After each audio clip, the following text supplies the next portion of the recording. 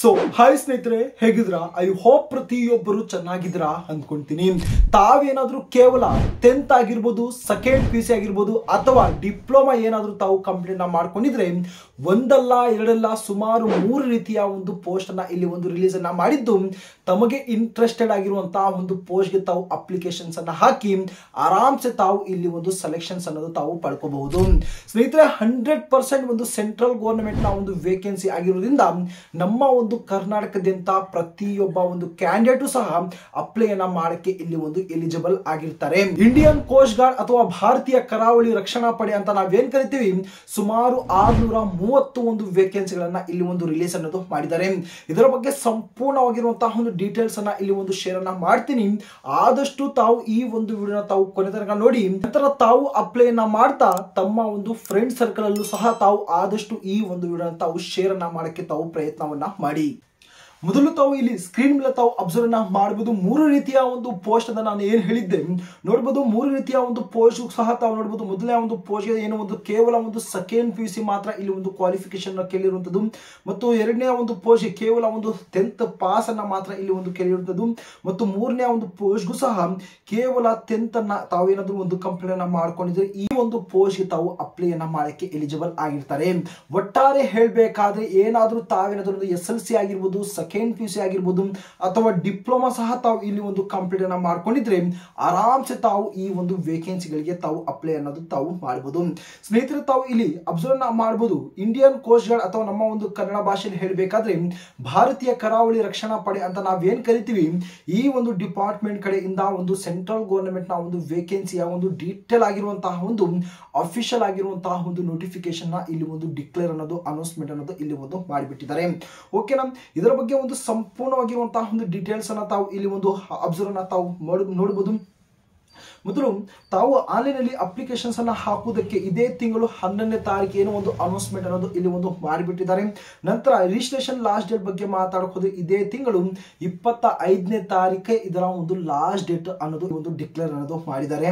ಆದಷ್ಟು ಇಂಟ್ರೆಸ್ಟೆಡ್ ಆಗಿರುವಂತಹ ಒಂದು ಕ್ಯಾಂಡಿಡೇಟ್ ಗಳು ಈ ಒಂದು ವಿಡಿಯೋ ನೋಡಿದ ನಂತರ ತಾವು ಅಪ್ಲೈ ಅನ್ನ ಮಾಡಕ್ಕೆ ತಾವು ಪ್ರಯತ್ನವನ್ನ ತಾವು ಮಾಡಬಹುದು. ಇಲ್ಲಿ ಎಕ್ಸಾಮ್ ಡೇಟ್ ಬಗ್ಗೆ ಮಾತಾಡೋದು ಇದೇ ಒಂದು ವರ್ಷ ನವೆಂಬರ್ ನಲ್ಲಿ ಏನೋ ಇದರ ಒಂದು ಕಂಪ್ಲೀಟ್ ಆಗಿರುವಂತಹ ಒಂದು ಎಕ್ಸಾಮಿನೇಷನ್ಸ್ ಅನ್ನೋದು ಇಲ್ಲಿ ಒಂದು ನಡೆಸಿಕೊಡ್ತಾರೆ. ಈಗ ಒಂದೊಂದೇ ಒಂದು ಪೋಸ್ಟ್ ಗಳ ಬಗ್ಗೆ ಮಾತಾಡೋದ್ರೆ ಸ್ನೇಹಿತರೆ, ತಾವು ಮೊದಲನೇದಾಗಿ ತಾವು ನೋಡಬಹುದು. ಮೊದಲನೇ ಒಂದು ಪೋಸ್ಟ್ ನಾವಿಕ್ GD ಅಂದ್ರೆ ಒಂದು ಜನರಲ್ ಡ್ಯೂಟಿ ಅಂತ ನಾವೇನ್ ಕರಿತೀವಿ, ಈ ಒಂದು ನಾವಿಕ್ GD ಆಗಿರ್ಬೋದು. ನಂತರ ಇಲ್ಲಿ ಒಂದು ಯಾಂತ್ರಿಕ ಆಗಿರ್ಬೋದು, ಮತ್ತು ಮೂರನೇದಾಗಿ ನಾವಿಕ್ DB ಅಂದ್ರೆ ಡೊಮೆಸ್ಟಿಕ್ ಬ್ರಾಂಚ್ ನಲ್ಲಿ ಈ ಒಂದು ವೇಕೆನ್ಸಿ ಅನ್ನೋದು ಇಲ್ಲಿ ಒಂದು ರಿಲೀಸ್ ಅನ್ನೋದು ಮಾಡಿರ್ತಾರೆ. ಇಲ್ಲಿ ಕ್ಯಾಟಗರಿ ವೈಸ್ ತಾವು ಇಲ್ಲಿ ಒಂದು ಅಬ್ಸರ್ವ್ ಮಾಡಬಹುದು ಸ್ನೇಹಿತರೆ. ಇಲ್ಲಿ ಒಂದು ನಾವಿಕ್ GD ಗೆ ತಾವು ಟೋಟಲ್ ನಂಬರ್ ಆಫ್ ವೇಕೆನ್ಸೀಸ್ ಗಳ ಬಗ್ಗೆ ಮಾತಾಡಕ್ ಹೋದ್ರೆ 520 ಒಂದು ವೇಕೆನ್ಸಿಗಳನ್ನ ಇಲ್ಲಿ ಒಂದು ರಿಲೀಸ್ ಅನ್ನ ಮಾಡಿದ್ದಾರೆ. ಬೇಕಾದ್ರೆ ತಾವು ಒಂದು ಕ್ಯಾಟಗರಿ ವೈಸ್ ಇಲ್ಲಿ ಒಂದು ವೇಕೆನ್ಸಿ ನಾವು ಚೆಕ್ಔಟ್ ಅನ್ನ ತಾವು ಮಾಡಬಹುದು. ಜನರಲ್ ಗೆ 203 ಒಂದು ವೇಕೆನ್ಸಿಗಳು, EWS ಗೆ 51, OBC ಗೆ 136, SC ಗೆ 86, ST ಗೆ 44 ಒಂದು ವೇಕೆನ್ಸಿಗಳು. ಹಾಗೆ ಒಂದು ಯಾಂತ್ರಿಕ ತಾವು ನೋಡಬಹುದು.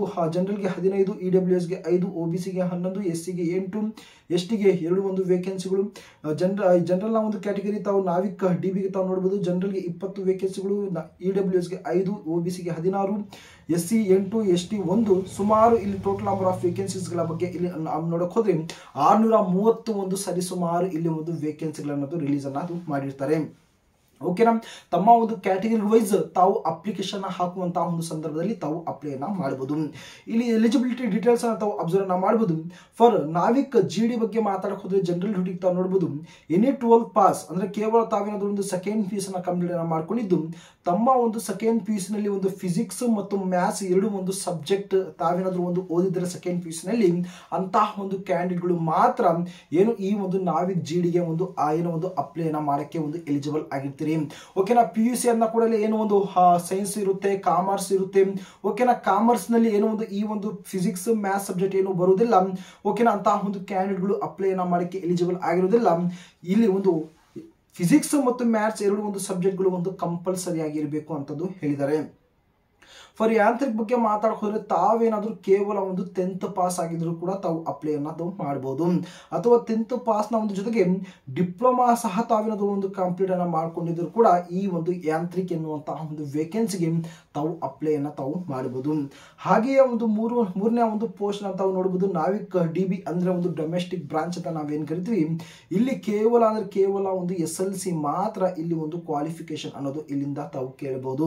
ಸ್ನೇಹಿತರೆ, ಮೊದಲು ತಾವು ಇದರ ಒಂದು ಸ್ಯಾಲರಿನ ತಾವು ಅಬ್ಸರ್ವ್ ಮಾಡಬಹುದು. ಈ ಒಂದು ಒಂದು ಪೋಸ್ಟ್ ಒಂದು ಒಟ್ಟಾರೆ ಹೇಳಬೇಕಾದ್ರೆ ಸುಮಾರು 29,200 ರೂಪಾಯಿ ಇಲ್ಲಿ ಒಂದು ಸ್ಟಾರ್ಟಿಂಗ್ ನಲ್ಲಿ ತಮಗೆ ಒಂದು ಸ್ಯಾಲರಿ ಸಿಗುತ್ತೆ.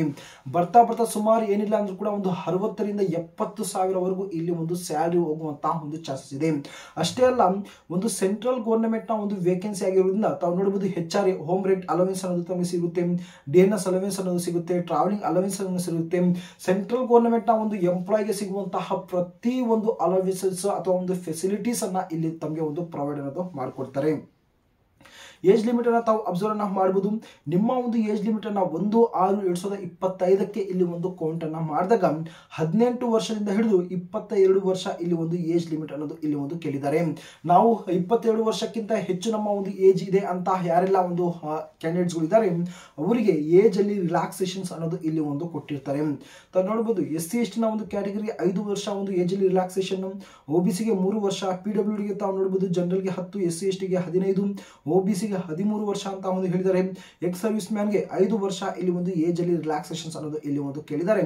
ಓಕೆನಾ, ಖಂಡಿತವಾಗಿ ತಮ್ಮ ಒಂದು ಏಜ್ ಏನಿದೆ ಅದನ್ನ ಕ್ಯಾಲ್ಕುಲೇಷನ್ಸ್ ಅನ್ನ ಮಾಡ್ಕೊಂಡಿದ್ದು 22 ವರ್ಷಕ್ಕಿಂತ ತಮ್ಮ ಒಂದು ಏಜ್ ಆಗಿದ್ರು ಕೂಡ ತಾವು ಇಲ್ಲಿ ಏಜ್ ರಿಲ್ಯಾಕ್ಸೇಷನ್ಸ್ ಅನ್ನ ತಾವು ಒಂದು ಸಲ ತಾವು ಗಮನವನ್ನು ಕೊಟ್ಟು ಆಫ್ಟರ್ ದಟ್ ತಾವು ಅಪ್ಲಿಕೇಶನ್ ನ ತಾವು ಫಿಲ್ ಅನ್ನ ಮಾಡೋಕೆ ತಾವು ಪ್ರಯತ್ನವನ್ನ ಮಾಡಬಹುದು. ಅಪ್ಲಿಕೇಶನ್ ಫೀಸ್ ಅನ್ನ ತಾವು ಇಲ್ಲಿ ಅಬ್ಸರ್ವ್ ಅನ್ನ ಮಾಡಬಹುದು. ಇಲ್ಲಿ ಜನರಲ್ ಆಗಿರ್ಬೋದು, OBC ಆಗಿರ್ಬೋದು, ಇಂತಹ ಒಂದು ಕ್ಯಾಂಡಿಡೇಟ್ ಗಳು ಕೇವಲ ಏನು 300 ರೂಪಾಯಿ ಮಾತ್ರ ಇಲ್ಲಿ ಒಂದು ಅಪ್ಲಿಕೇಶನ್ ಅನ್ನೋದು ಫೀಸ್ ಅನ್ನೋದು ಕೇಳಿದ್ದಾರೆ. ಅದನ್ನ ಬಿಟ್ಟು ತಾವೇನಾದ್ರೂ ಒಂದು SC ಆಗಿರ್ಬೋದು, ST ಆಗಿರ್ಬೋದು ಅಥವಾ ಒಂದು EWS ನ ಒಂದು ಕ್ಯಾಟಗರಿಗೆ ಸೇರಿದ್ರೆ 1 ರೂಪಾಯಿ ಕೂಡ ತಾವು ಇಲ್ಲೇನು ಅಪ್ಲಿಕೇಶನ್ ಫೀಸ್ ಅನ್ನು ತಾವು ಇಲ್ಲಿ ಒಂದು ಪೇ ಮಾಡುವಂತಹ ಒಂದು ಅವಶ್ಯಕತೆ ಅನ್ನೋದು ಇರುವುದಿಲ್ಲ. ಈಗ ಬಹಳ ಒಂದು ಮುಖ್ಯವಾಗಿರುವಂತಹ ಒಂದು ಸ್ಟೆಪ್ಗೆ ಬಂದಾಗ ಯಾವ ರೀತಿ ನಮ್ಮ ಒಂದು ಸೆಲೆಕ್ಷನ್ ಪ್ರೊಸೆಸ್ ಏನಿರುತ್ತೆ ಅಂದ್ರೆ ಸ್ನೇಹಿತರೆ, ತಾವು ಇಲ್ಲಿ ಡೀಟೇಲ್ ಆಗಿರುವಂತಹ ಒಂದು ಅಫಿಷಿಯಲ್ ಆಗಿರುವಂತಹ ಒಂದು ನೋಟಿಫಿಕೇಶನ್ ತಾವು ಇಲ್ಲಿ ಅಬ್ಸರ್ವ್ ಮಾಡಬಹುದು. ಓಕೆನಾ, ಇದರಲ್ಲಿ ಪ್ರತಿ ಒಂದು ಕಂಪ್ಲೀಟ್ ಆಗಿರುವಂತಹ ಒಂದು ಡೀಟೇಲ್ಸ್ ಅನ್ನೋದು ಇಲ್ಲಿ ಒಂದು ಕೊಟ್ಟಿರ್ತಾರೆ. ಸಿಂಪಲ್ ಆಗಿ ತಾವು ಇಲ್ಲಿ ನೋಡಬಹುದು. ಮೊದಲನೇದಾಗಿ ತಮಗೆ ಒಂದು ರಿಟರ್ನ್ ಎಕ್ಸಾಮಿನೇಷನ್ಸ್ ಅನ್ನೋದು ಇಲ್ಲಿ ಒಂದು ಕಂಡಕ್ಟ್ ಅನ್ನೋದು ಮಾಡ್ತಾರೆ. ಈ ಒಂದು ರಿಟರ್ನ್ ಎಕ್ಸಾಮಿನೇಷನ್ಸ್ ಅಲ್ಲಿ ತಾವು ಕ್ವಾಲಿಫೈ ಆದ ನಂತರ ಇಲ್ಲಿ ಒಂದು ಫಿಸಿಕಲ್ ಟೆಸ್ಟ್ ಅನ್ನೋದು ಇಲ್ಲಿ ಒಂದು ಕೊಡ್ತಾರೆ. ನಂತರ ಒಂದು ಡಾಕ್ಯುಮೆಂಟ್ ವೆರಿಫಿಕೇಶನ್ ಅನ್ನೋದು ಕೊಡ್ತಾರೆ. ಇಲ್ಲಿ ಮೆಡಿಕಲ್ ಟೆಸ್ಟ್ ಅನ್ನೋದು ಕೊಟ್ಟು ಸುಮಾರು 4 ರಿಂದ 5 ಒಂದು ಸ್ಟೆಪ್ ನಲ್ಲಿ ತಮ್ಮ ಒಂದು ಕಂಪ್ಲೀಟ್ ಆಗಿರುವಂತಹ ಒಂದು ಏನು ಒಂದು ಸೆಲೆಕ್ಷನ್ ಪ್ರೊಸೆಸ್ ಅನ್ನೋದು ಇಲ್ಲಿ ಒಂದು ಕಂಪ್ಲೀಟ್ ಅನ್ನೋದು ಮಾಡಿಬಿಡ್ತಾರೆ. ಬೇಕಾದ್ರೆ ಇದರ ಒಂದು ಅಫಿಷಿಯಲ್ ಆಗಿರುವಂತಹ ಒಂದು ನೋಟಿಫಿಕೇಶನ್ ತಾವು ಒಂದು ಸಲ ತಾವು ಅಬ್ಸರ್ವ್ ಮಾಡಬಹುದು. ನೋಡಬಹುದು, ರಿಟರ್ನ್ ಟೆಸ್ಟ್ ಆಗಿರ್ಬೋದು, ಪಾಸಿಂಗ್ ಮಾರ್ಕ್ಸ್ ಆಗಿರ್ಬೋದು, ರಿಮಾರ್ಕ್ಸ್ ಆಗಿರ್ಬೋದು, ಪ್ರತಿ ಒಂದು ಎಕ್ಸಾಮ್ಗೆ ರಿಲೇಟೆಡ್ ಆಗಿರುವಂತಹ ಒಂದು ಇನ್ಫಾರ್ಮೇಶನ್ ಇದರ ಒಂದು ನೋಟಿಫಿಕೇಶನ್ ಅಲ್ಲಿ ಇಲ್ಲಿ ಒಂದು ಶೇರ್ ಅನ್ನ ಮಾಡಿರ್ತಾರೆ.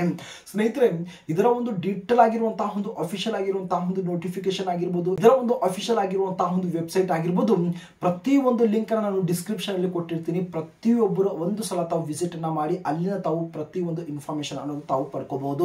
ಸ್ನೇಹಿತರೆ, ಇವತ್ತಿನ ಒಂದು ಕಂಪ್ಲೀಟ್ ಆಗಿರುವಂತಹ ಒಂದು ಡೀಟೇಲ್ ಆಗಿರುವಂತಹ ಒಂದು ಇನ್ಫಾರ್ಮೇಶನ್ ಆಗಿರುತ್ತೆ. ಇದನ್ನ ಬಿಟ್ಟು ತಮಗೆ ಏನೇ ಒಂದು ಡೌಟ್ ಬಂದರೂ ಕೂಡ ಆದಷ್ಟು ಬೇಗ ತಾವು ಏನೋ ಒಂದು ಕಮೆಂಟ್ ಬಾಕ್ಸ್ ಅಲ್ಲಿ ತಿಳಿಸ್ಕೊಡಿ. ನಿಮ್ಮ ಒಂದು ಕಮೆಂಟ್ ಗಳಿಗೆ ಆದಷ್ಟು ಬೇಗ ನಾನು ರಿಪ್ಲೈ ಅನ್ನೋದು ಕೊಡ್ತೀನಿ.